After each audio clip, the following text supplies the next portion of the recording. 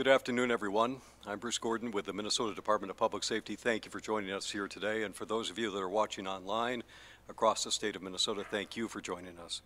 We're here today for two very important reasons. First of all, to announce that a woman who was missing for 30 years has been found. We're also here to ask for the public's help in providing information that may help investigators find her killer. You're going to hear from three speakers here today: Lake County Sheriff Kerry Johnson, BCA Forensic Sciences Services Director Catherine Knutson, and Bureau of Criminal Apprehension Assistant Superintendent Drew Evans. We'll start with Lake County Sheriff Kerry Johnson. All right, on May 6th of 2014, one of our off-duty employees was in Gooseberry Falls State Park doing some training with one of his dogs, and came upon what he thought to be a human skull. He called me that evening when he returned from Gooseberry Falls and said what he had found in a remote area of the park, and not an area where normally tourists were at, and sent me a picture of it. And so then at that point in time, I ended up, myself and then the deputies that were on it, and this other employee ended up going up there that evening then to try and take another look and to see where it was, where he had found this. By the time we got up there, it started to get dark. We were unable to locate it at that time. The next morning, we gathered some help, and we went out there, which was on May 7th. May 6th was when it was reported to us. May 7th then is when we found the skull.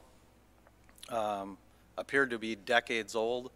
There were other bones in the area, and that were on top of the ground there, and didn't know if the remains at that time, if they were historic or from natives or earlier settlers, and or from logging camp type operations that were in that area. We did notice a filling in in a tooth that was inside the skull. And at that, we ended up calling in our ME's office, the BCA for their investigators to come help us.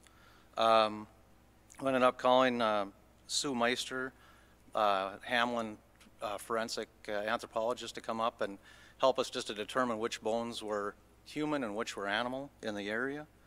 And then with help from the BCA and the investigators from the BCA, I guess I'll kind of turn that over to Catherine.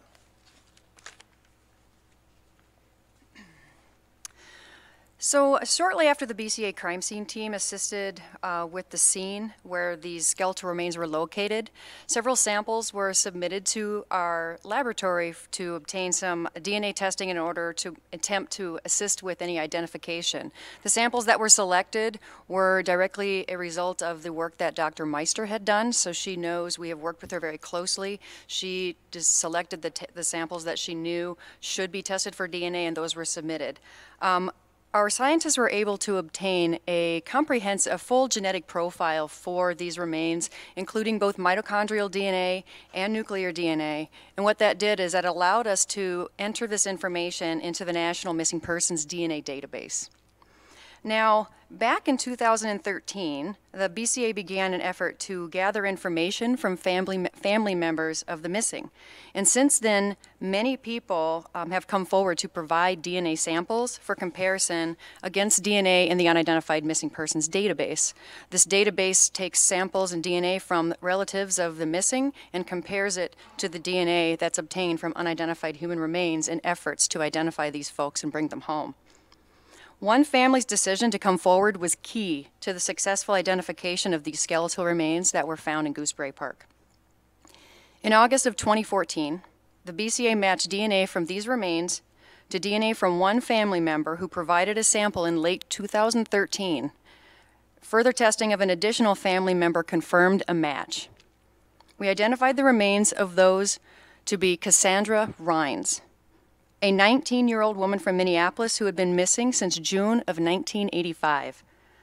At this time, I'll turn it over to BCA Assistant Superintendent Drew Evans for more information about the ongoing investigation. Good afternoon. Today, investigators from the Bureau of Criminal Apprehension and the Lake County Sheriff's Office are here to ask for information and help from the public to try to piece together the life of Cassandra Rhymes in an effort to determine who killed her. We need some information from the public that may help us in that investigation. Like Kathy said, she was last seen alive in 1985 in Minneapolis. That June, we know that she was supposed to go to her goddaughter's birthday party in Minneapolis, but she was never seen again, even though she called to confirm that she was going to be at that party. There's been no contact from that time going forward. We believe that she was killed, however, around that time frame. In the time of her disappearance in 1985, she lived in a multi-unit apartment complex at 2700 Grand Avenue South in Minneapolis. The poster here to my left outlines that area of where that was located. The building that you see in the picture is much the same today as it was in 1985. And so we're asking for the public to look at this information, and anybody who may have lived in that apartment building, may have known her at that time or had contact with her, to come forward, because we're trying to piece together her life in an effort to determine who may have had contact with her. This apartment building was also right across the street from Whittier Park, and it should be known to people that lived in that area. We think that Ms. Rhymes may have been involved in prostitution and may have worked as an exotic dancer at that time. We're hoping to learn where she may have worked at that time, either here in the Twin Cities or in the Duluth area of Minnesota. And anybody that may have had contact with her, again, we would like to hear from them. In addition, we believe that she may have been living with the man pictured in this photograph that we were able to obtain. We don't know the identity of this man, and we know that he may be helpful to our investigators to piece together her life at that time and may be able to provide us with key information that will help us progress this case forward.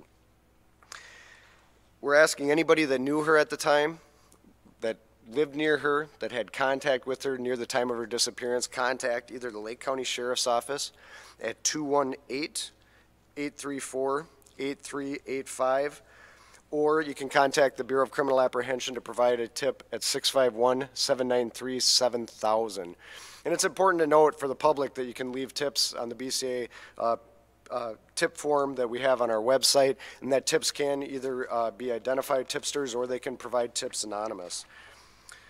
The important thing to note today is that we're looking for any information about her disappearance and who she may have been with, who she had contact with, who her friends may have been, because we just don't know a lot about her and her life at that time. Please don't consider anything to be too insignificant or too small. Any piece of information may help the investigators get this case moving in the right direction so that we can find some justice for this woman who we believe was murdered back in 1985. And at this time, I'll open it up to questions from all of you.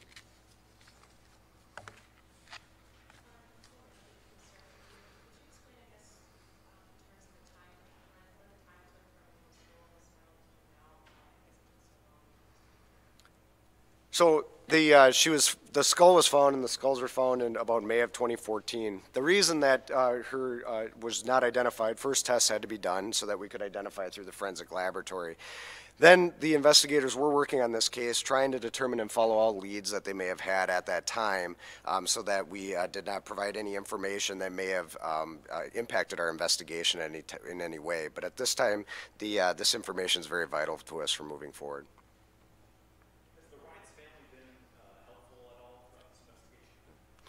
We have been in contact with the Ryan's family. Yes, they've been very helpful. As the forensic science director noted, without the family, this case would not be solved.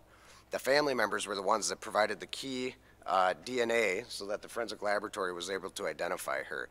And investigators have been in contact with the family, and they've talked to several family members.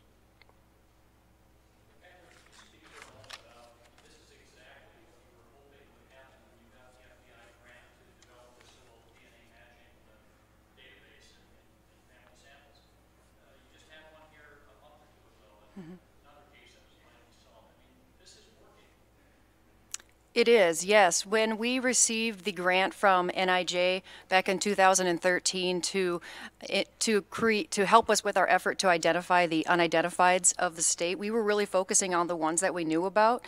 And then the effort that we had at the time really had kind of snowballed, and really we didn't expect that over 40 families would really come forward and not only give DNA samples to help with the unidentifieds that we already knew we had, but also came forward and reported family members missing that we didn't even know were missing.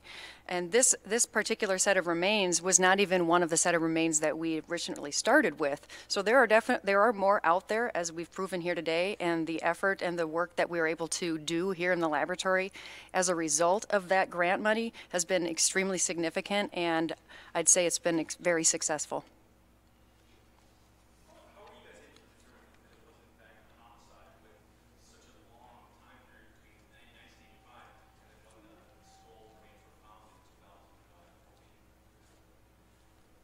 I think that determination was made through our medical examiner and then Sue Meister from the forensic anthropologist that made the determination because of the trauma to the skull, and that's how they determined the cause of her death.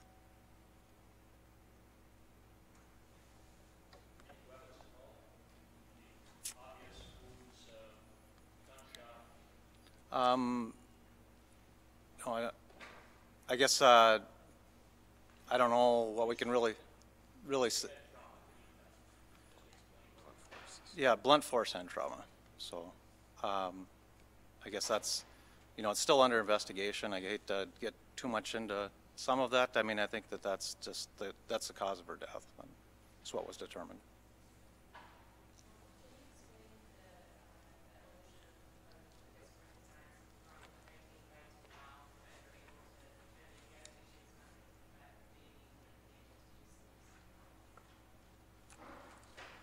That is correct. The forensic science technology today is very different than what was available in 1985.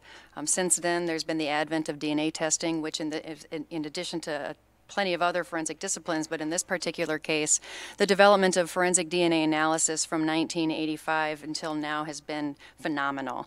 And that's why on a regular basis we go back, and not just with this case, but to other cases, cold cases, unidentified remains that have been located during the period of time where DNA was not known about for this particular purpose. And we regularly revisit those cases to try and apply the knowledge that we have now to help solve those cases.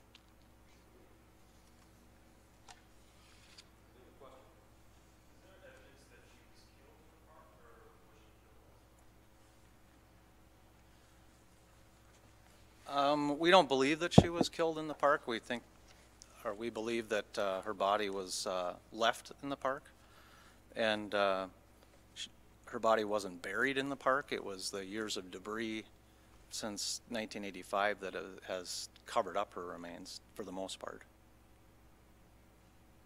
Mr. Evans, real quickly, and I don't mean to undersell the incredible technology that DNA is, but we've come to almost expect that miracles like this are going to be commonplace.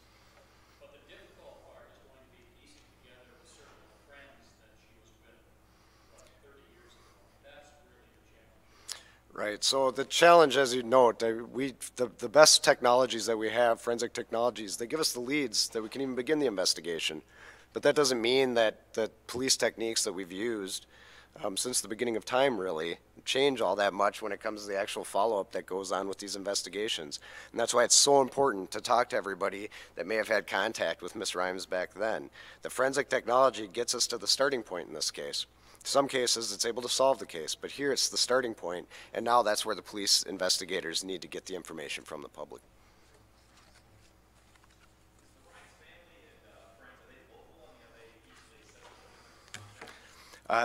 The Rhymes family is spread out throughout the United States. It's our understanding later this month they're going to be gathering it's fairly soon to have a memorial service for her, but they're kind of all over the United States.